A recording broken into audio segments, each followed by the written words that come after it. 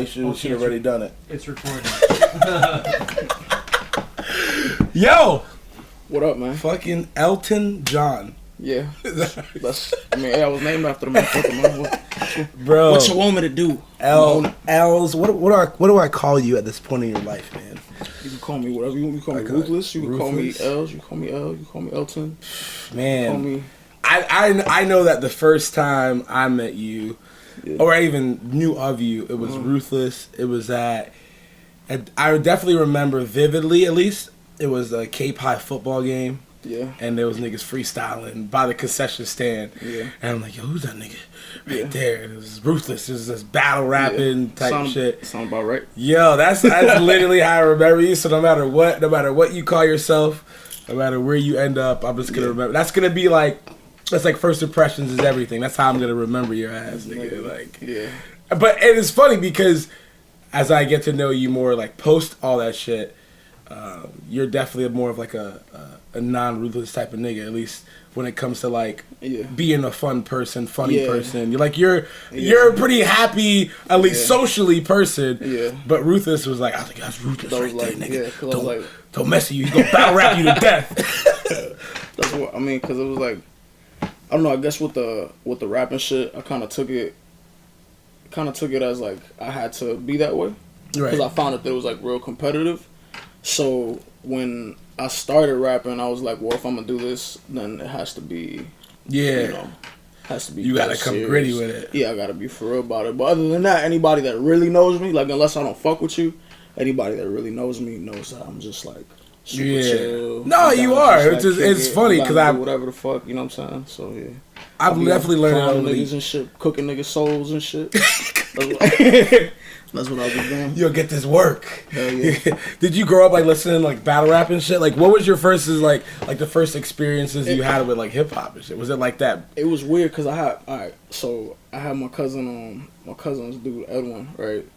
He used to give me everything that pretty much anything that was current in hip hop or anything that I needed to know in hip hop. Yeah. He would give it to me. He would burn it, give me the copies, whatever. So I was listening to hip hop since I can remember anything. I was listening to hip hop. Was that the first genre you remember listening to at all? Hip hop, yeah, straight hip hop at all times. I remember being how old was I? But you remember the video when Snoop Dogg turned into a dog and shit? Oh yeah, bro. And that whole album was crazy. Yeah. I just remember seeing them motherfuckers like on TV, and at this time I must have been like maybe 4, maybe 5. And I remember seeing the lowriders bouncing and like everybody around that, and just like that vibe. Yeah. And like that's gonna be me. That's like what I want to do. You know what I'm saying? Right. So that's what. So originally, right now at least, we're in New York. We're in Brooklyn. Yes, we're at the homie Kurt's house. We actually did episode 4 or 3. I forgot which one it is of our homecoming series with him. Yeah. But we're in the homie Kurt's house in Brooklyn. But you live in New York currently. Yes, I do. You out here in I'm out New York? Been out here. Dead ass B. Where do you stay at right now? I'm in Queens right now. Right. I was in Brooklyn. I love Brooklyn more. No disrespect to Queens, you know what I mean? Jamaican niggas coming for your ass, bro. You fucked up. You fucked up, bro. Niggas from the south side and shit, I'm good. But you all right, so you're in New York right now, and where are you from originally, man? Originally, like, where was I born? Yeah, born. Like, you wanna know, like, where I was born? Came out the womb, nigga. Where'd you come out the womb at? So I came out the womb in Methuen, Mass. Where?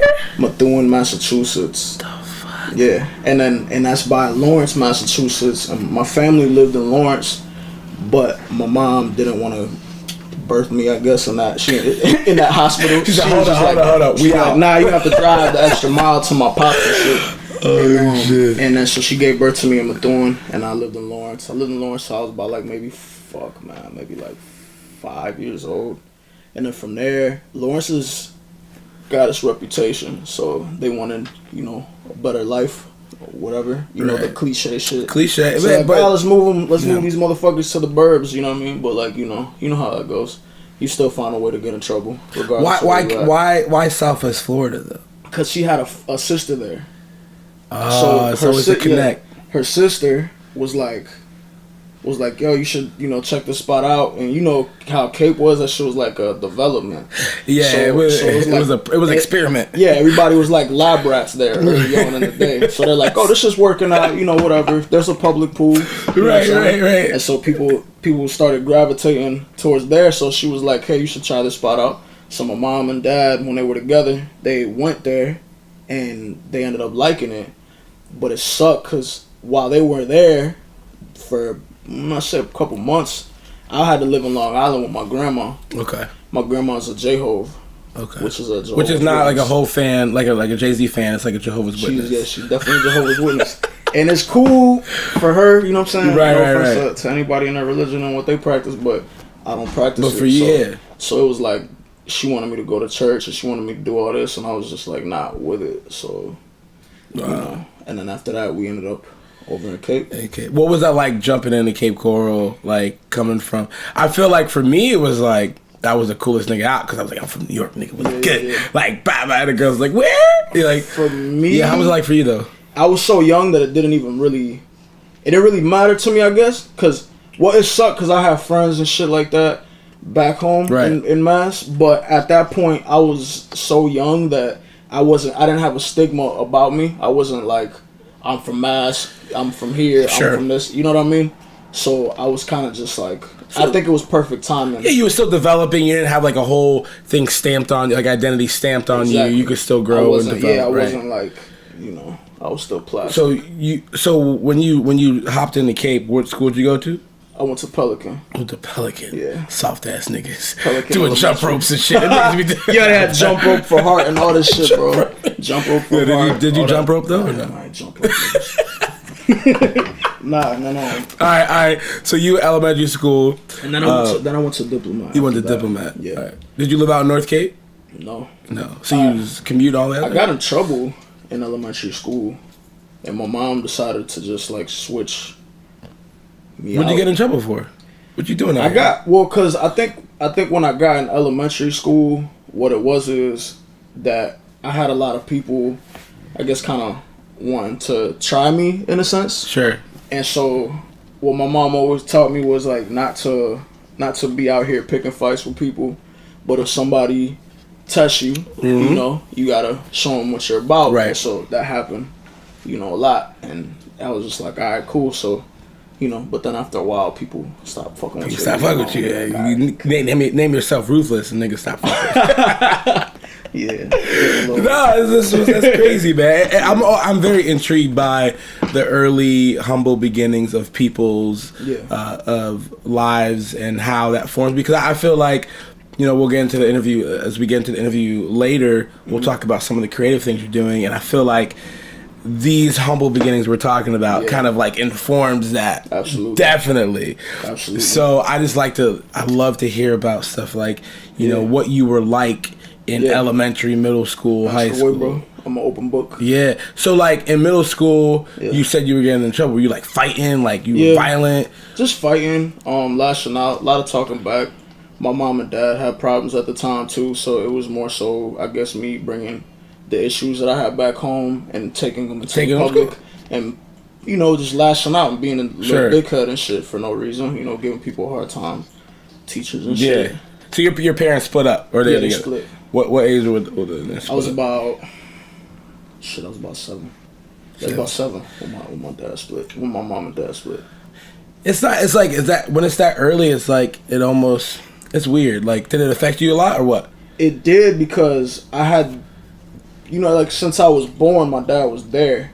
So then at 7, like, people say, oh, well, you were young when it happened, so it's cool. Mm-hmm. But I don't feel that way at all, because, unless your dad's, like, really in your life, and, like, not to be shit-talking my dad, I don't hold on to bad energy like that. Mm-hmm. But, he wasn't really around, especially for the more important years. Sure. When I was entering, like, teenage years and shit like that, and, like, started fucking and doing all this other shit, and he just wasn't there to give me the advice that I needed. Right. So I kind of learned a lot of things the hard way, you know what I'm saying? Right. And so, but in a sense that's good, because when I have a kid, it's going to be... Isn't that interesting, though, that we, when it comes to at least early childhood development and, like, how we connect with our parents, is that sometimes what our parents don't give us is passed on to us, and we don't know how to give it to our kids. But sometimes what they don't give us is like what we actually pass on. Like it's like we overcompensate for what we didn't get. Yeah. So it's like now for me, I didn't get certain things. I'm definitely gonna make sure I fucking give my kids that shit. Because you don't want your kid to be in the same position that you were in when you were younger. You know what I'm saying? That's wild, bro. That's what it is. So then after middle school and shit, where'd you go to high school at? I went to Cape. You went to Cape? I went to 2 different high schools. Cape and where? And then I went to Cape High. And then after that, I ended up going to Life Skills over in East Fort Myers. Okay, so you obviously you started off with Cape High. Yeah, I started off with Cape High. Okay, I remember like, Cape High was like the ghetto fighting school. After school, go to McDonald's. Yeah, you can square up. Everybody out there with the J's on and shit. Like everybody's the Get Fresh crew outside. What was high school like for you, man? Like, what was your mentality? High school for me, well, when I got in high school, my first 3 weeks of high school, I was in an auditorium. Okay. Cape was overpopulated. Oh, really? They didn't know where to put everybody. Damn. So we went in this auditorium, and then they just threw us in classes. I ended up having more electives than what I was supposed to have. They didn't notice until later on in the year. Probably by like second quarter, third quarter, they didn't really notice that I had an excessive amount of electives. And the guidance counselor peeped, you know? And she was like, wait, this isn't right. You got basketball, you got gym, and you have weightlifting. This doesn't look right. This ain't right. So it was weird because I got thrown into these classes, and all these kids had already been following this curriculum, and I didn't know what the fuck was really going on. I was fresh out of middle school, and then I have all these electives, and those electives weren't really helping me towards the I guess the academic goals that I should have set for myself at the time. So I got accustomed to how carefree things were, and I just fucked off. I fucked off a lot. I did shit that I just didn't really do shit. What was the thing? Because we all have that sort of like maybe similar story in different ways, but what was the thing that was like keeping you going through all the academic bullshit, right? Like, what was your muse? I didn't have one. I didn't know academically. I was not. You weren't into music at that point? Like, you weren't rapping yet? Oh, I was. But okay. I would go to school, but I was going to school to rap. I was going to school because at the time I was like selling mids and shit. So I was like making money off of like weed and shit like that because I didn't have a job. Okay, I'm back in. I was like, you know, selling bud in school too, and I didn't have a job, and my mom wasn't gonna buy me the shit that I wanted. You know what I mean? My pops damn sure wasn't. So I was like, all right, so I gotta.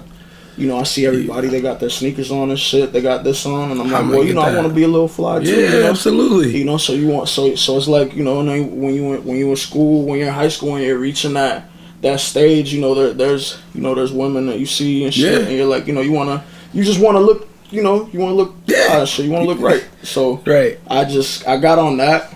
It didn't last for too long because I just had like a little warning, I guess, and then I just left it alone after that. So I wasn't like no big time drug dealer, nothing like that. But you know, I made my little ends and the statute of limitations too. So you get it, you're right. You know what it is. Yeah, but okay, so like in high school, that's when I definitely remember hearing about you. Yeah. You know, and for some reason it seemed like the local rap scene was a little bit bigger back in the day. You had I ran a whole. Did you go to the Battle of the Mics thing that I ran? It was at a church in North Cape. But because at that time, how old was I? That was like high school. So I'm like 15. What class? What class did you graduate? 09. Oh, me too. You graduated 09? Yeah, I'm 09.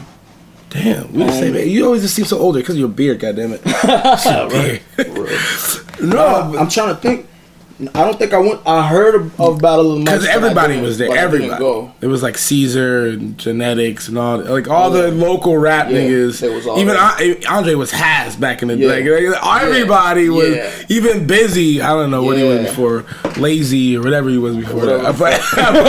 Shout out to Busy. I love you. Shout out to all the niggas, man. That's the homie. So when did you start like really like with this rap shit? Honestly, man, I started writing just chicken scratch bullshit when I was about 7, 8. You remember the first rap you wrote ever? I know that I had dog, log, and fog in it. Yo, cat, bat, hat, yeah, drat, shit, it was super elementary, dog. like super Yo, just hat, yeah. cat and dog were the first two beginnings of all raps. The hats were them. Because there was like, our vocabulary was so low. But I was like nasty with accelerated reader, so my vocabulary. What? Like, AR? This nigga just referenced AR, nigga. Yeah, AR, like, if you don't know what AR is, you're too young. You know, like. Yeah, I was reading that like way higher like levels. You were getting them like 30-point books, them Harry Potter books, I was nigga? up there. Yeah, I was in elementary reading shit that, you know, high school. Yeah, I was a nigga that read 1-point books, nigga. Like a lot of the 1-point books. Yeah. So these little white girls reading Harry Potter. One Harry Potter book, nigga, was 30 points, nigga. Yeah, bro. I was like, this shit's too long. You know what's crazy is I didn't not even to cut you off. No, go on. But I didn't read any Harry Potter books except The Goblet of Fire. And is that not? I think that's the longest one. Why? Because it was the most G'd up like title, like type shit, like Goblet of Fire. I don't know what it was. I remember being in a Sam's Club with my mom and I seen Goblet of Fire. And I was a thick ass book, and all these people around me were reading Harry Potter, and I was like, "What's the hype?" And I didn't even get into it in order, you know. And I just grabbed Goblet of Fire and I read it in like a week. God damn. Yeah. But I don't really remember shit. So you had a sense of vocabulary kind of building up, but you weren't necessarily like this academic test taking high grade student. I love reading, and I love words. So I mean, there'd be times that I used to skip class and Kate, and I'd be at the library and I just grab the dictionary and I would just look up words. I would just be looking at words. Really? Yeah, just looking at words, seeing what they mean, seeing how I can rhyme them. Because my thing was at the time, I remember Cassidy was big. You remember Cassidy's punchlines used to be. Yo, Cassidy, punchline king, so absolutely. My thing was I used to try to maybe even flip his punchlines, or I would just read these books and be like, all right, what do these words mean? How can I put these words into my expression? That's crazy. Was Cassidy like your biggest like influence, like rap wise? Who were some of your biggest? Who were some of your biggest? I just respected him for the punchlines. Right. I respected him for the flow. You know, so I liked what he was doing, but it was left field because I don't know if you remember when Cassidy first popped. It was like, "Girl, you want to come to my hotel?" But then you start seeing him in these house parties, and he's like spitting, and you're just like, "Oh shit, he's not just like this rap pop artist." I'm a Hustler came out. I'm a Hustler. You know, so I respected that, but at the same time, you know, I listened to it all. But honestly, I say one of the most I'll tell you the two most impactful artists for me growing up that really left an imprint on me. I say was DMX with It's Dark Tonight and Hell is Hot. Where the hood at? Oh. Yeah, but you know what's up. Let me give a little side footnote. We were just talking about how Where the Hood At is the most homophobic rap song in the world. Yeah, so if you listen to this, go to fucking YouTube, type in Where the Hood At, and just listen to the lyrics. But that's not what we're talking about here. DMX and who else? But DMX, Eminem, the whole Hot Boys era. Shit. The whole Hot Boys era, but especially Juvie. Especially Juvie. Hey, huh? Yo, he created a flow, bro. I remember 400 Degrees and the Rough Riders anthem. Like, I mean, like the album 400 Degrees and then the Rough Riders anthem was the build up to the Rough Riders Volume 1, I think it was, at the same time. So I was like in heaven because I was like, damn, these are the two things that I really fuck with. These are the two things that I really love to listen to, and it was happening all at the same time. Damn. And so I was just listening to all this shit. I was just taking it all in. And then Eminem came in, and it was just. I remember I was in 4th grade, I think, when the Slim Shady LP came out. I find it interesting that a lot of people I know, and even a lot of rappers that I know, say they say Eminem had a big effect on them. Yeah. But he comes from a whole different world and perspective that a lot of my friends come from, like even color wise, cultural, like location. So like how classism. What was like? How did you relate to Eminem? Even though he was talking about cutting people's throats, and you know, do you want to see the inside of my eyelids? What it was is how animated he was and the passion that he had behind his music. The ad libs alone told stories.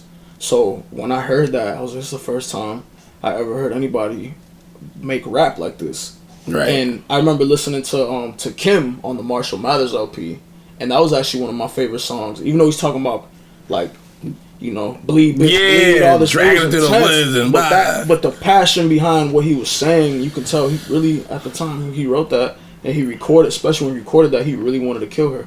So I believed him. Yeah, I believed him. It was conviction. That's what it was for me. He convinced me. And I used to have this little tape recorder that this kid Rodlin that I grew up with. We would ride the bus together, and there'd be days where he had his CD player and I might have had just a tape, so he'd bring his tape player or recorder, whatever the fuck it was, and you could put the tape inside of it, and you can fast forward it or you could slow it down.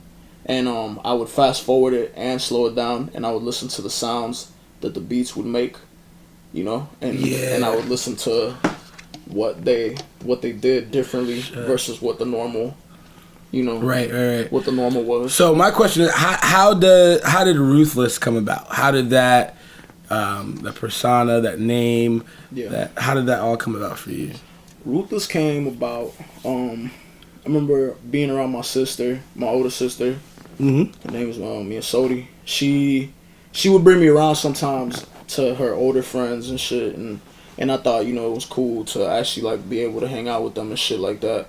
And I remember that was just a term that they would use often. You know what I mean? Like, they'd be like, "Oh shit, that was Ruthless," whatever. Which at the time was like, now that you think back at it, and I'm pretty sure they're gonna. That Ruthless, if they ever see that interview, they're probably gonna be like, "Well, that was kind of corny for us to say." Right. But I kind of took that and I was like, "That's gonna be my rap name. That's gonna be my rap name.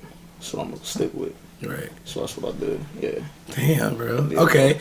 And so for you creatively, like, as you know, you said like DMX, Eminem, even like, you know, the South really like having a big influence, like, you know, Major. Yeah, absolutely, like Wayne and shit, like that whole Juvenile, like, how do you get into like, would you consider yourself at some point a battle rapper? Yeah. Or absolutely. So you were watching like Serious Jones, I was watching Murder Mook. I was watching Jay Mills. God. Murder Mook versus Jay Mills. Fuck. What's the most classic rap battle you remember? Like the most classic one. As a young nigga, like Smack shit. DVDs and shit. Like, well, I gotta say, damn, Smack DVD was such a big play in my life. Shouts out to Smack. Shouts out to Smack. For real. He did. He showed what that side of life was. Yeah. But I say, I'm trying to think. It might be Murder Mook. I mean, that's definitely a criterion. And what Loaded Lux did with the coffin. And God damn it. Yo, he just was a theatrical dude. That motherfucker. Yo, personally, my favorite one is just Serious Jones versus Jin. Oh, just I did see that. because Serious Jones clowned the fuck out. I did see that. Like, ruined Jin's career. Oh yeah, no. Like, Jin had nothing else to do at that point. It was done. Like, that was wild. It was done after that. But hey, he's doing his thing in China from what I hear. Overseas. Hey, it's like the NBA, man. You can't you just you go Stephon Marbury on a nigga. Go play in China. Ball a nigga.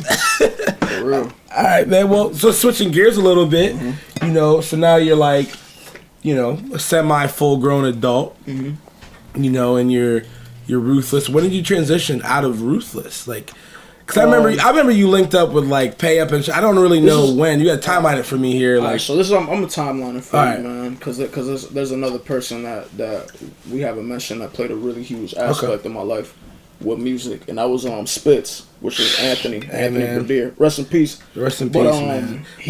What was your guys' relationship like and shit? Like, what was that like? He was a brother to me, man. He was like a big brother to me. He was he kept me out of trouble too. I remember. He was older than you? Yeah, he was older than me by a couple years, but not by that much. Not enough for us not to be able to relate. Right. But he actually was the first person to ever record me. He told me to come through to his spot. He had this like little studio with like mattress foam on the wall, and we started recording there. I met him when I was 11 though, and I like battled him Really? Yeah, I battled him. I freestyle battled him. And Really? Yeah. So Spitz was rapping. Spitz was rapping. To start off. Yeah, he had cornrows and shit. He had braids and shit. Funny looking motherfucker. And he was. We were in his garage at my boy Ray's garage. Ray's this other nigga I grew up with and shit. And so we were in his garage, and Ray introduced me to him. We started battle rapping and all this shit. And Spitz was like, "Yo, you're pretty good. I got a studio at my house. This, that, and the fourth. You should come through." I said, "All right, bet."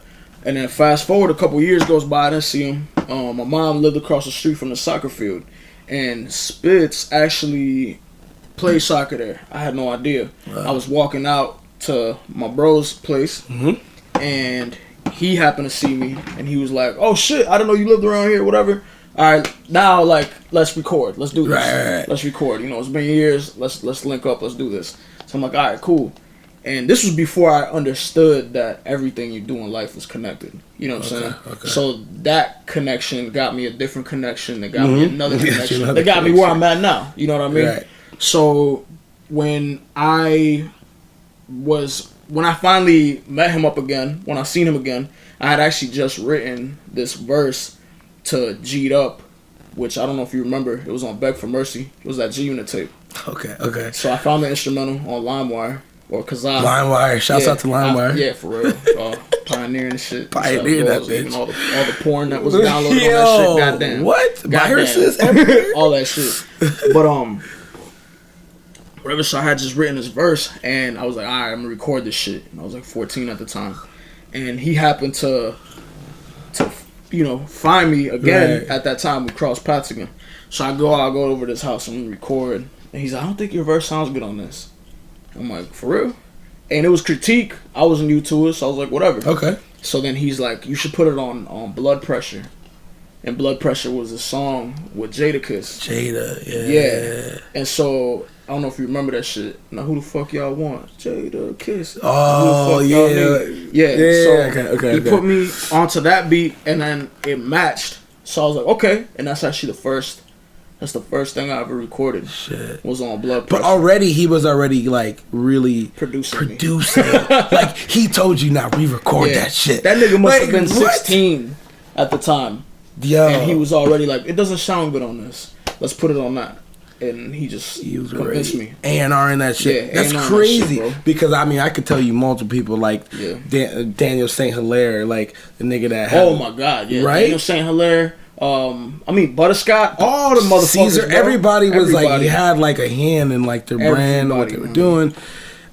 He turned everybody on to executing the music, from going to because at the end of the day, whether you freestyle or you're rapping, it can be just an idea, but to make it a solid thing, to turn it into something physical. Yeah, he had a major hand and he went to showing people. And he went to Full Sail, right? Yeah, he went to Full Sail. So he came back, and I remember when he came back, he was definitely still doing that shit. Oh yeah. And so he definitely had a hand in you, and a lot of people like in what they were doing. Well, without him, I would have never met Jay. I would have never been in Pay Up. Really? Unless he introduced me to Jay. Wow. You know what I'm saying? So without him, I would have never. It's just like he's like a bridge to like another part of your life. He was like this bridge, because when he went to Full Sail, he's like, damn, I'm not going to be able to record him no more. He knew Jay, and he fucked with what Jay was doing. I knew of Pay Up because I went to Cape. You know what I mean? That was the source of it. I went to Cape High, so they were there. They were doing their thing there. They knew of me, too, because I used to be in the lunchroom, like, motherfuckers be, beating on the table and shit with the pencils, playing the grinding beat. And I'd be, I'd just be in there going in. You know what I mean? I used to go in, and everybody knew that. Everybody knew that I would just always go in, and everybody knew I was a beast, bro. So that's what it was. So they had heard about me too, and we mutually had this respect for each other, but we would see each other in school, and we wouldn't really, because we didn't know each other. And plus we were young niggas, when you're young like that, you have like this pride about you. And the slogan in Lee County, I ain't friendly and shit. At least I ain't friendly. At least on the side we grew up. So it's just like side of the tracks. Yeah. Yeah, I mean, side of life. So what was it like losing that dude, man? Because I know I remember hearing about it, but like, what was it like? So crazy story. Since we're gonna get into this, yeah. At the when I was working for the city in Cape, right? I was working for the city there. His mom was actually my HR. Okay. So she was human resources at the time, which was crazy. It was a crazy coincidence. And at the time when I was hired, I didn't think anything of it because Spitz was alive still, you know? Right. So when he passed away, I went to depression mode. And at that time, I had also done a show with Andre for the OD&T release. And Rod, you know, was the Elephant Inc. OD&T collab, and they gave me the love and let me open up for that, and it was dope. And to me, that was a big turning point for me. It was one of the best shows that I had. Period. It was a turnaround. So when he died, I remember. Not to get like too sloppy with it, but that night of that show, I had a friend of mine tell me, you're going to either do this or you're going to do that. And it was a short and sweet words that mean a lot. And it tells you you're either going to stick to the fucking, you know, to the path that society has paid for you, or you're going to do what you have to do for yourself. And that's how I took it. And then I had found out that Spitz died. I was like in deep depression. I used to take the city truck. I used to go buy some bud because I had the little siren. So I knew the cops would never fuck with me and shit. So I went to my boy's house. I bought some bud. And then I bought like this. I had it in a jar. I had a jar in my bag. And I was punching out. It was on a Friday. I was punching out. And I guess the jar opened or some shit. And my supervisor smelled it. But he didn't tell me at the time. Okay. But come Monday, he handed me this termination letter. Shit. And I was like, holy shit, I'm out of a fucking job. You know what I mean? I was like, well, damn, what am I going to do now? What you do? And this is after that show, after somebody tells me I got to make this decision, after Spitz dies. And that's when I was like, okay, I'm going to give myself 2 weeks and I'm going to move to New York. And I had just finished reading The Alchemist 2, which is a great book on if you have these gut feelings and you feel like you can follow them, you're not following them. Read that book. The Alchemist, because they bro. were all gonna fucking die eventually. Yeah. And if you're not doing what you're supposed to be doing, what you know you should be doing, then you're not doing yourself any justice. So when that happened, I had to go to HR because I had to turn in my uniform. Okay. So I saw his mom, and again, this is after the funeral and everything. So she asked me, "What are you gonna do?" So I'm gonna go to New York. I'm gonna try to pursue music. Not even try. I'm gonna pursue music. I'm gonna do this, you know. And she told me that that's what I should do. So hearing that from his mom was huge. It was a big confirmation for me. So I got a rental, and you know, it's such a theme in your life, bro. Like, because where we're gonna go from here is like it becomes a big theme of like, I'm gonna go. Yeah, I'm gonna fucking go. I'm gonna fucking do this. I'm gonna fucking do this. I'm gonna do this shit. So just a quick rewind. You know, Ruthless is the one that introduced you to Jay, which is the sort of like the bridge to. Oh, you mean like Ruthless as in senses like when I was Ruthless? Not Ruthless. I'm sorry, Spitz introduced you to Jay. Yeah.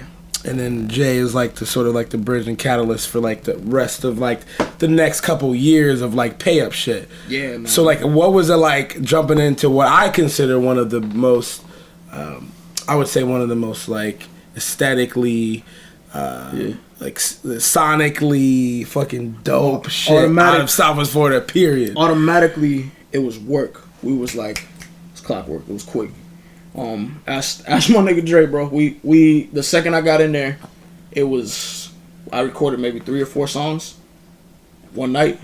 How they approach? So Ruth was like, yo, Jay, Bob, here's what it was is that Jay came through Spitz's crib, and at the time I was making this mixtape called Hit After Hit, and it was like a collabo with Genetics. That was some DJ Khaled shit. Yeah, hit after hit after hit. Yeah, bro. It was some shit called Hit After Hit, and it was in collabo with Genetics.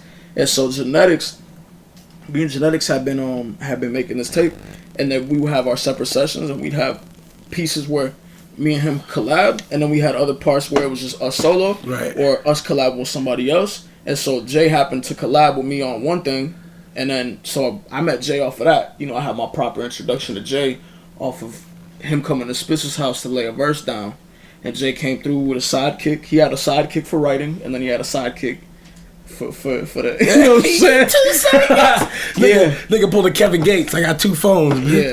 Right. Shit was funny as hell. Yeah, that's wild. Crazy. That's wild. But yeah, so that's what it was. So, so that's how I met Jay, and then Jay introduced me to Dre, and then from there, it was just like. So the pay up that you came into, it was Dre, Jay, and was Sherelle in there yet? Or Not yet. And then there was like a moment where Busy was like sort of like dabbling. He was, and I mean, hey, I'm gonna be open book about this. Hey, nigga, let's go. we out. I mean, what it was is alright, cause I feel like what it was is with the relationship with Jay, Dre, and Busy, things grew sour. Shit. I don't want to speak on their behalf, so I won't. Right. I'm just gonna say things grew sour, and that's what it was. Yeah. And at one point, me and Busy's relationship, it was awkward. It was sour because I was with Jay and Dre, and then he had split to do his thing, which ultimately I completely understand now. Why didn't Busy work out with the whole pay up, the vibe? I think maybe he felt that it wasn't going where he wanted it to go, and he wanted to do his own thing. Because he was making a lot of moves with other people. With like, he was gonna do what he was gonna do. Yeah, like a lot of industry moves. And most of the time, during the time that Busy was in, me and Busy were together a lot, so we would be recording at his crib a lot. Doing all kinds of shit, right. Like getting all kinds of beats, and it was it was great for development. And Busy, you know what I'm saying, to this day, like every one of them, regardless of whatever went sour amongst their relationship, I fuck with everybody. Absolutely, so it was just man. like I was always in this like neutral ground. Yeah, you come in as a neutral party. Yeah, you know what I'm saying? Right. I wish it didn't go the way it did, but it did. It did. That's what happened. Hey, man. I give it to y'all for even making that group last as long as it did, because even big hip hop artists can't make group last. No, they can't because De La Soul has their problems. It's just a lot. It's a lot, bro. Yeah. And I give it to y'all for making it work as long as it did. But speaking on what you guys did do, you guys put out some dope projects. I mean, some of the highlights I remember is just the Stampede video. Yeah. Oh, we didn't fuck off. Bro, but like that shit was bro, and at this time I'm probably still high school, maybe early college when that shit comes out, and I'm Your like, brother played a big ass part in that shit. Brought y'all to Savannah, which is a whole nother. This interview about to be 2 hours long, bro. Hey man, whatever we do what it do, But you guys did a lot of things. You guys did a lot of obviously made a lot of great music together. Great music together, yeah. What were some of like the highlights of you being a part of Pay Up for you? Like some of the. I say I'd have to think back to when we were working with this dude Theory, and we were in Theory had his own spot, right? And he was like our DJ. He had helped mix this tape for us, and we just stayed together, And then things fell out with him too later. But it had to have been that. Because at that time, MySpace was lit. We was dropping shit on MySpace all the time. Really? Yeah. Y'all go that far back? We go that far back. So fuck, we were damn, man, that's crazy. Dropping shit. I mean, looking for SoundClick beats and shit like that. Like, all that shit. And so it had to have been that time. Because we had a lot of freedom. I had dropped out of school. I was just like... just getting to know myself, I guess, with the music thing, and I was getting more comfortable with the mic and putting a little more character into it, and working with them alongside of them. I remember there was days that I'd be like, "Guy, moms, I'm out, I'm going to the bus," and I'd hit Jay up, and I'm like, "Yo, what's up?" He'd be like, "Nigga, you supposed to be in school," but it was too late to go to school, so he was like, "All right, fuck it, I'll come pick you up," and we go to his house and record, or we go to Theory's house and record, and that's how it was. But yeah, I feel like that was the highlight. That was one of the highlights. Yeah, absolutely. I'm sure there was a lot, right? I'm sure there was a lot. There's a lot, man. There's a lot. So, as far as you musically, I felt like when I first heard that you were like involved with Pay Up, because I knew Andre's vibe, I knew Jay's vibe. You were like you were coming with bars. Like, when did you switch from Ruthless to ELLZ? Like, when did that name change? They did that. They did that. They're like, this is who you're gonna do. Fucking industry motherfuckers. God damn it, Andre. They did that. But it ended up, because imagine if I was still going by Ruthless. They'd be like, what the fuck? Who the hell would take you serious? So I just went as ELLZ. And everybody always called me ELLZ since I was a jit. Everybody was like ELLZ or L. You know what I mean? That's what everybody always called me. So when they switched it to it, I was like, I felt a little uneasy, but I didn't speak up. But then I grew into it, and I was like, but you were a grown ass man. These are people that you see as equals, and you. Yeah. How was it to hear their opinion on changing your name? Like, you were like, bitch, I'm a grown ass man. Because what it was is at the time, I was all right. I'll tell you this: Jay and Dre kept me out of a lot of trouble too, because I had another group of friends too that I did shit with, that I kicked it with, and we, we were doing dumb shit. And so what it was is, for me, Jay and Dre kept me out of a lot of the trouble that I could have been getting into. So when they told me something, I trusted it, and I was like, all right. So then that's crazy. That's what it's gonna be. So I trusted it because I saw them as my equals, but they were also older than me. So when they would say things to me, I'd take heed and I'd listen. You know what I mean? You realize that they have a little bit more wisdom than you in that area. Exactly. And I think that's something that you're good at, is you're a learner. Yeah. You know when to be humble, and take and learn, and that's a skill, as you know, right? Like, not everybody can have an ego if they want to, and so I see you guys at the peak of what you guys were doing was like the Stampede era, the video in Savannah, and even like the projects, the ODNT, and then you had your shit on deck coming out, and then Sherelle had her shit, or Bang had her shit coming out, Paris and fucking Peter were producing shit, and it was just like, what the fuck? Like, this is an empire in Southwest Florida. So my question is, what the fuck happened? Like, how the fuck did that break up? Because that, if there was any hope I had, it was like, y'all. Honestly, I know that, and there was a lot of people betting for us, and there was a lot of people betting against us too. But I feel like what may have caused that fallout was a contribution from everybody too. Everybody had their faults in it. I'll never speak on. I don't hold any ill will towards anybody else, because I don't hold on to bad energy just because there's no point. Yeah. I don't hold grudges or anything like that, so I won't say anything fucked up about them. But they had their faults. They know their faults. I know my faults. So speak for yourself. What was your shit? I felt a little boxed in at the time. I felt a little boxed in, and I was more so worried about what they would think if I did this move, or if I did that move, and I'm guilty of not speaking up and not communicating. Suppressed it, I suppressed a lot of things, and when you suppress things, you're hiding things, you're hiding feelings, you're hiding how you feel about shit. And when you go about it that way, people get that energy off of you, and then now they put this energy forward to you, and because you're as an adult, like, we're responsible for our own emotion, right? Own actions, emotions, everything. Yeah, because like even if someone does something to you, you still have to own up to how you feel about it, and what you do with it, how you express it, and so it seems like you're owning up to, like, there were some things that happened to me, but the way that I expressed them was kind of like off, and that's I think that's the beautiful part about any sort of like relationship, is being able to go, here's why I fucked up, even though they fucked up. Here's why I fucked up. And that's mature. I think that's super mature. Yeah, you gotta own them. You gotta own your flaws. You gotta own your mistakes, and they're part of you. They get you where you need to be, ultimately.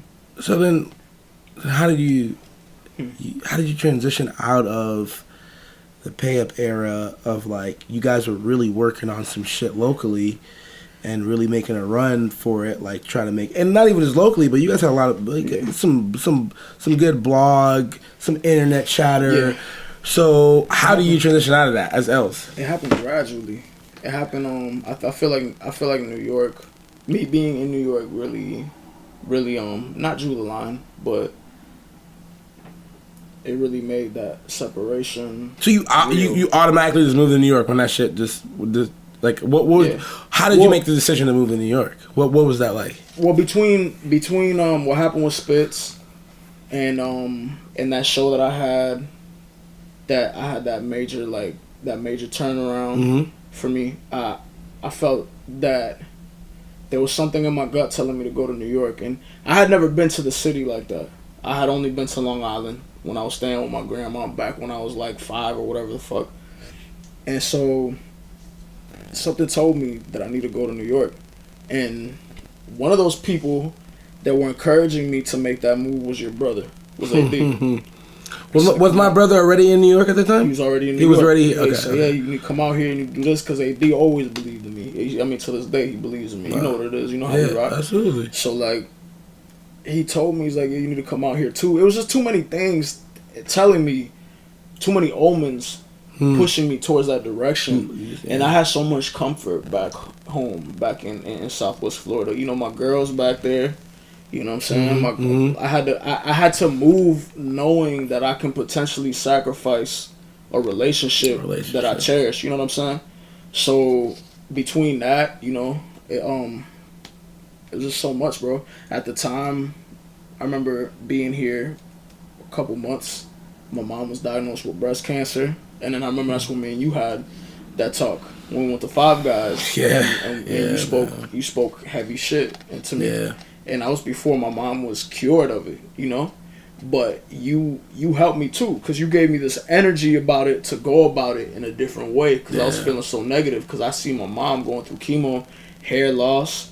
Like, bro, I remember packing my bags to go back to New York because I came to visit. And I remember my mom zipping up the bag for me and her nails falling off, bro. You know what I'm saying? Like shit like that I seen, and I was just like, what the fuck? You know what I mean? Like, life is a motherfucker. Like, you know? So how do you put meaning to this shit? How do you reconcile this shit? And then you start to see how it really works out. You know what I mean? Like what it all means. And so, yeah, bro. So I feel like what drew the line for me was being in New York, going through the things that I went through by myself as a man. That no one sees that. No one sees, bro. I went through so much shit coming out here. I could have gone home. There was plenty of things that happened that I was like, man. What was the hardest part about moving out here for you?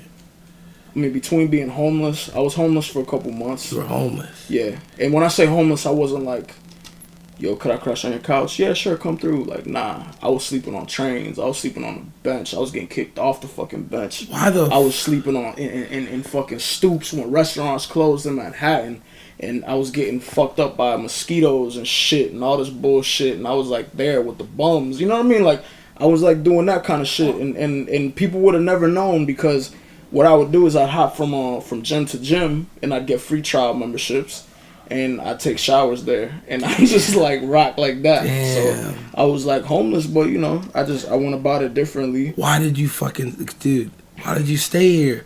What made you stay here in a place where you were homeless? There had to be you had to see a bigger picture at some point. What was that picture? Because damn, I would have moved back quick. I'll tell you what it was balance. Because when something major happens in your life that is traumatic, or something bad happens in your life, the balance is coming. So that means you went through this shit that was fucked up. That means that something very good is coming after that, because life is about ups and downs. So when I go through my downs, I know that my ups are on the way. So when I went through shit, I just hold on to that thought, and I say, okay, if this happens, that means I'm about to be lit. So you on a train, you in a gym shower, and you're like, and I was with my nigga Ray the whole time. And shouts out to Ray. Ray was with me. Okay. Yeah, Ray was with me. So in that moment, you're like, I know that even though right now I'm broke as fuck, I have nowhere to stay, something's gonna happen. Yeah, any kind of opportunity. And what it was is that when I first moved to New York, my bro Melv had told me about this show that was happening, it was this thing called Rap School. It was this house where all these artists stayed at, and it's like this capsule in my memory. It's insane. Rap school was not what it was. I don't even know if it's still going on because I'm not on the social media at all. I still talk to the dude that ran it, which was Cordero. Shouts to that motherfucker too. Right. But Mel told me about Rap School. That was one of the shows that I had the second day that I was in New York, and we were in the trenches. A kid from Southwest Florida coming to New York in Bed-Stuy, but deep in Bed-Stuy, on the side of Bed-Stuy where, you know, they still gangbang, they still get down. And I did my show, and I had the greatest reaction to it. And That's all you needed. That's all you needed. Like, unlike anything else, the feeling. Shout out to Mel. Nigga. Yeah, bro. Yeah. Even though he's right here. Queens, nigga. Even though he in the room. Queensbridge. the bridge. For real. Man, I find that so intriguing from a sociological perspective and a psychological perspective of like, you go through so much adversity and at the same time have so much hope to push you. Like, all you need is a vision of where you want to be. There's a book by a guy named Viktor Frankl. It's called Man's Search for Meaning, and it's a dude who got put into a concentration camp. And he started off as a psychologist and a counselor. And so during the Holocaust, he got put into Auschwitz actually, and he decided when he was there that he would actually study the people from a sociological perspective. One of the things that he took notes on was like, why did people? Because there were people committing suicide. Like, you were literally in line, days away from being literally incinerated, like burned to death. Yeah. And some people would commit suicide, and some people wouldn't. And he goes, "What's the difference between the people that would commit suicide and the people that wouldn't?" And he realized that the people that still lived had like a picture of their daughter or a picture of their family. It was like, I have a reason to be alive. Yeah, I have a reason. Mm-hmm. All you give me one reason to be alive, I'm gonna be alive. Give me one reason to go. Give me a vision. Give me a purpose outside of myself, and I will go through the large amounts of pain and hurt. Yeah. And so I hear your story, and I'm like, what makes a man sleep on a train? Mm-hmm. What makes him a vision? You're right. And I, from my perspective, that's something that I see at play in your life. Ooh, and I even sitting with you and Five Guys, and you're like, dude, like, what do I make of this? And I'm like, I've always just only spoke from my own perspective of like, I don't know. All I can tell you is, for me, I have to bring meaning to the shit I go through, or else there's no reason. Like, else I can't fucking deal with it. And you remember, I don't know if you remember what had happened right before I had came to Florida that time. But I told you about how I had gotten arrested out here in New York. No. Shit, man, that was scary. Yeah. And I'll touch bases on that if you want. Yeah. What happened with that? So, what it was is that I was in, I remember I was with your brother the night that it happened, and my boy Sammy had drove to New York, to the Heights, because he had some family and shit, and he wanted to just link up. He had a hotel, so we could stay there. We were homeless, so hey, that's golden. So we met up in the Heights. We start driving maybe like 2 blocks, and we get pulled over, right? But the people that pulled us over were a homicide unit, which was weird. And we were in the trenches. We were in like 155th in Amsterdam. And I had butt on me. They smelled it, so they pulled us all out of the car. And they searched the car, and Sammy had a 50-round drum in the trunk. And in New York, that's a no-go. No, nigga. No. You can't have that in New York. So, Florida all day. You know yeah. Niggas got arsenals out there. You have it. But here, right. And so we ended up getting arrested for that. But the reason why we got arrested for that is because they were looking for someone driving a 2014 white Altima. They were looking for 9mm rounds. that were used in a double homicide around the area that we were in. And it was actually a girl that was at the memorial where the two dudes had gotten killed because it was like candles and teddy bears and other shit. She pointed us out because I guess we looked like the guys that did it. Right. And we had the same kind of car and all that other bullshit. So we ended up going to jail because... Right, so you went through an interrogation process? Yeah, we went through the interrogation process and all that shit, and then they had to find out that we didn't commit the homicide, the double homicide, but then we were looking at charges for the drum, and just like by chance you had that shit in there, even though he forgot it was there because he had just driven up from Florida. In Florida, I've left mags in my girl's car. Right. I've left extendos in my girl's car. We have all done that. No, we have not, nigga. What the fuck? I just left magazines. There was times where I remember when I was visiting the last time, and I had left it, and like one of her coworkers happened to like open her glove box for her, and a mag fell out, and she's like, "Hey, and I was like, that's my man, shit." And I was like, "All right, but hey, third world problems, third world problems, yeah, shit like that,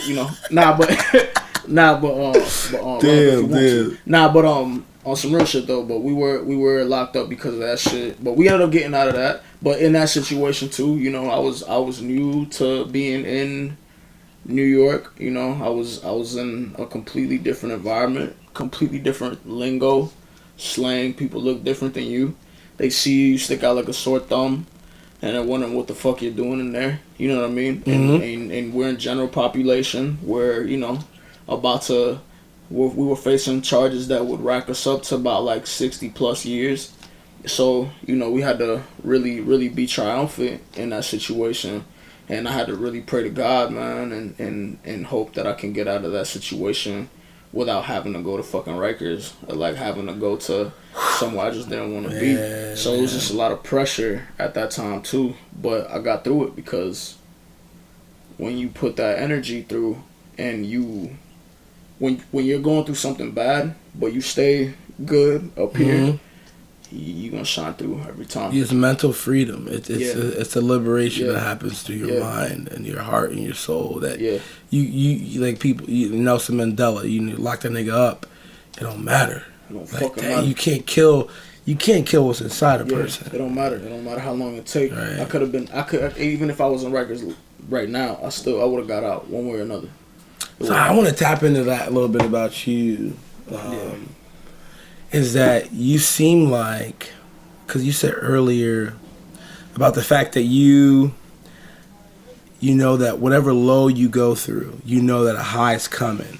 Yeah. So obviously we just talked a little bit about the low, but like talk about the high that I feel like you're experiencing even right now. Like what was the start of that high and what is it like now? You're in New York, you're fucking working, bro. Yeah. You picked me up in a Highlander yesterday or some shit. Yeah. It ain't your car though, but I mean either way, like shit, like but they give me the car. What you out here doing, man? Like how did you get on that up and up, bro? Alright, so the up and up, it is weird because it's like I'm in the up and up on one thing and I'm kind of on a down on the other. Okay. So it's like, balancing out. But it's about to get, you know what it is. It's balance. So what it is that I didn't have a job coming to New York. I didn't have a job at all. I didn't want a regular 9 to 5 coming to New York. So I didn't know what I was gonna do at the time. It's a high standard to have moving in New York. Like I don't want 9 to 5. Like that's like unrealistic. I had savings. That's crazy. I had savings at the time, and I was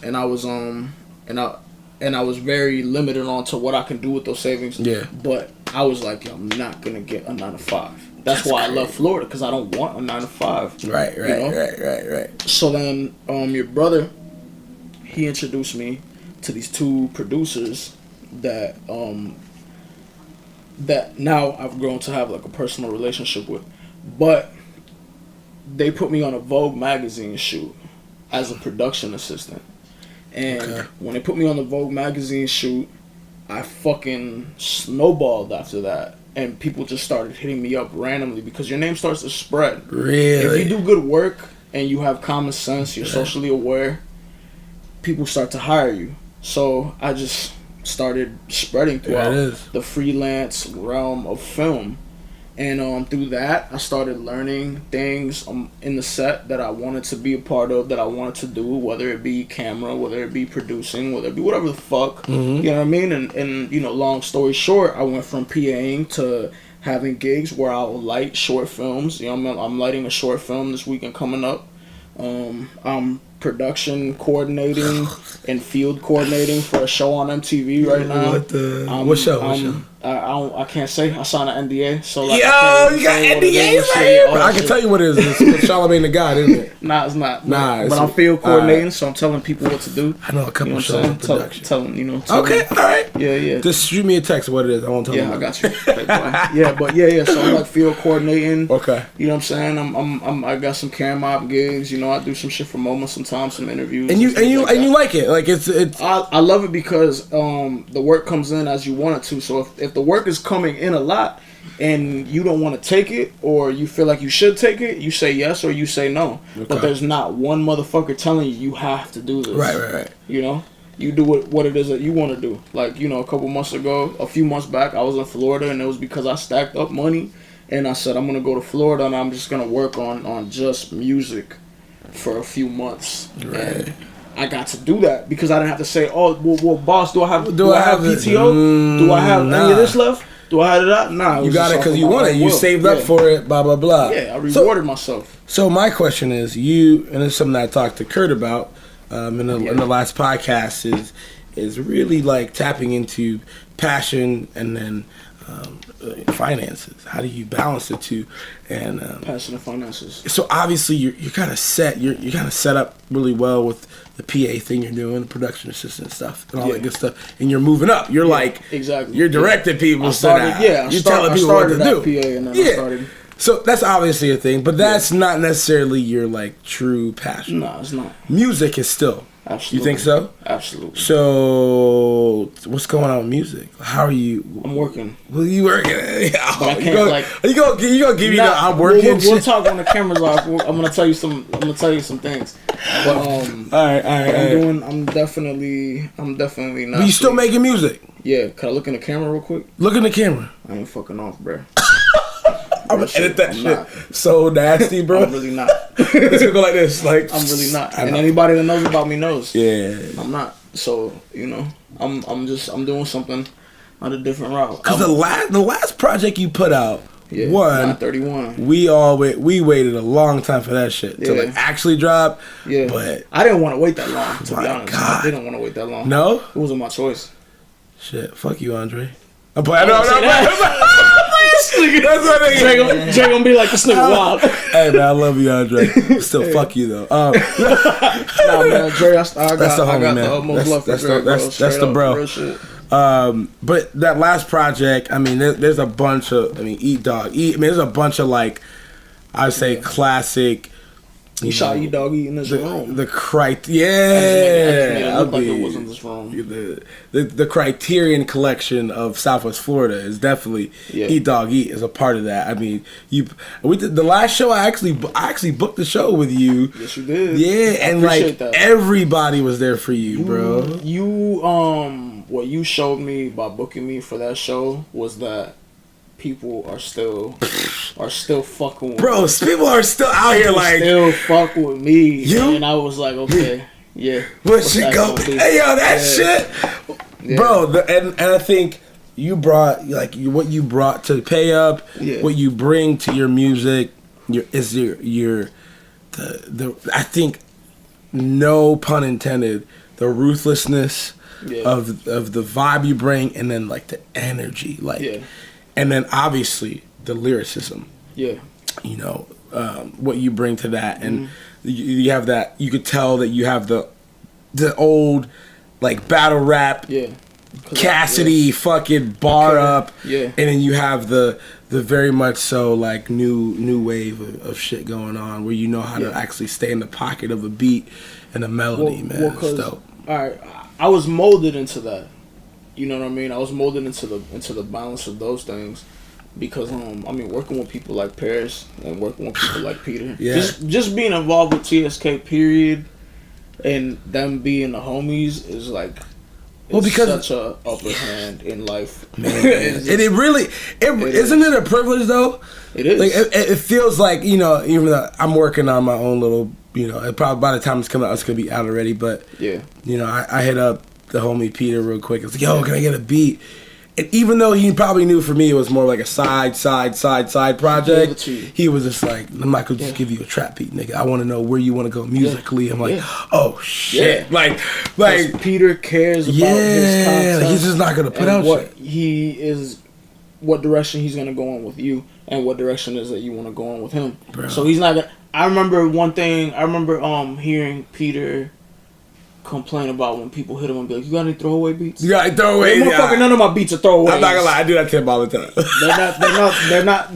Nothing's throwaway. Even with Paris, you hit Paris up and you tell him, "Yo, let me get a throwaway beat." I'm gonna do it to like, Paris soon. I'm gonna text Paris tonight. Yeah, even if Paris makes a beat that he doesn't give a fuck about, it's still not a throwaway. It's not a throwaway. So that's wild. Mm-hmm. So I think a lot of y'all have gotten just a great wealth of musical knowledge and collaboration from those two, from TSK and absolutely. I mean, just what Paris is doing visually and audio, like sonically, but then what Peter's doing sonically, like they're dangerous, man. Since I was like 20 years old, smoking blunts and drinking Hennessy and recording into headphones with Paris.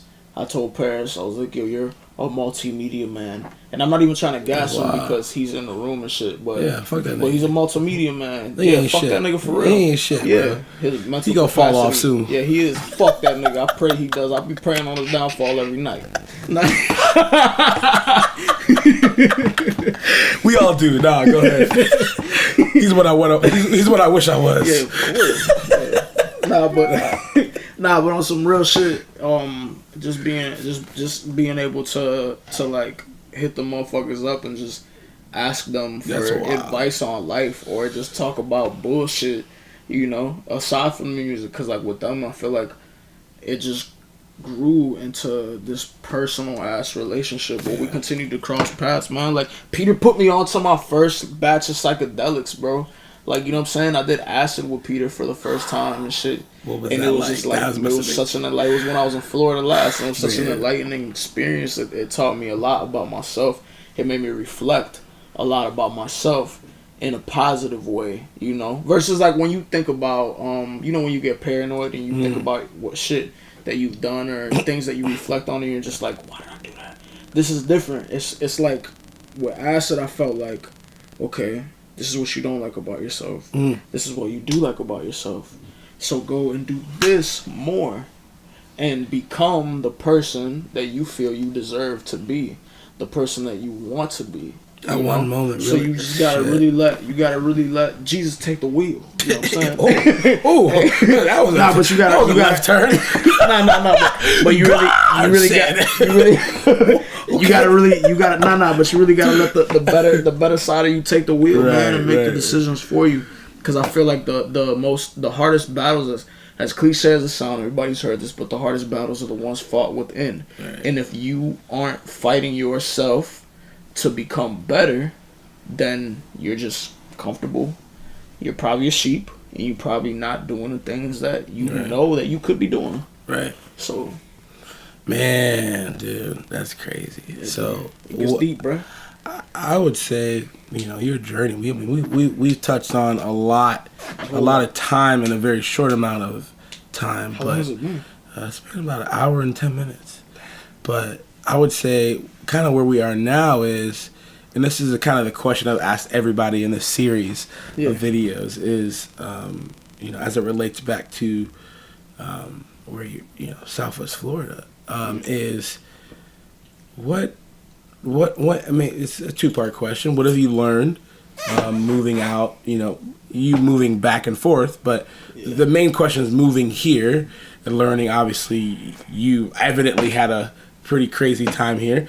And then what would you say to people who are listening, who are in Southwest Florida, that are like, can I ever make it out? Because I don't want to portray like every other city being better than Southwest Florida, but I would like to say that it's a bigger pond in other places. It is. So what advice do you give to maybe a big fish in a small pond in Southwest Florida of like, yo, before you move, make sure what? Like, what do you give? What do you give to that? Don't be safe. Mm. Don't play the safe route because you can't predict where life is gonna go. You can't plan everything. You can make your plan, make your blueprint, fine. But if that goes left field, just know that you might have to throw that shit out the window. You know what I'm saying? And just don't be safe. You see what everybody around here is doing. You see what your brother's doing, even what you're doing. And you see what Sherelle's doing. You know what I'm saying? Everybody is everybody that has gotten out of Southwest Florida has made these moves knowing that they're potentially sacrificing stability. And comfort. Don't be afraid to lose that. Big. Don't be afraid to not have a roof over your head, or don't be afraid to not knowing what you might be eating the next day. Like, these are all things that, you know what I'm saying? These are all things that we take for granted. You know, you grow up at your parents' houses and you don't gotta buy toilet paper. You know what I'm saying? It's just, don't be safe. Don't stick to the safe route, because the safe route and the route that you know is not challenging you, and without challenge, there's no growth. Without a fire, there's no diamond. You know, or pressure. Pressure shows you the real content of a person. Absolutely. You know, yeah. It really brings out the best in you, but it brings out your biggest fear.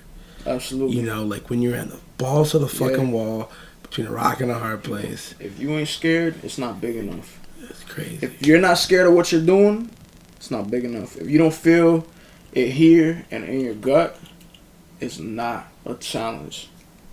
So that's all I gotta say. All I gotta say.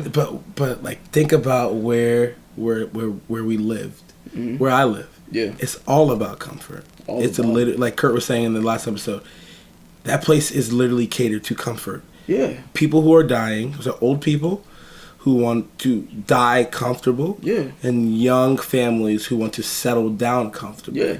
It's not a place that has a risk, progression, fear. Mm-mm.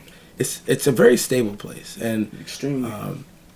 I think we need to make sure that people hear that. Like, fuck your stability, fuck your fears. Like, feel the fear. Yeah. Yeah. Embrace that shit. Yeah, you have to embrace that shit, because if you don't. Let me pause out. This camera says the battery. It's fine. We got the wide. Okay. Hey, we're still going on that one? Yeah, we're still going. All right. Hey, man, dude. I just want to thank you, man, for I want to thank you being on the shit, dude. Yeah. I mean, we could probably keep going for hours. That's the hard part about this whole thing. Shit. We could just keep going, but I just want to say. I want to say one thing before I even get off of this shit, because I know people back home, you know, somebody's gonna be watching, whether they say they don't or whatever the fuck the case is, somebody will watch.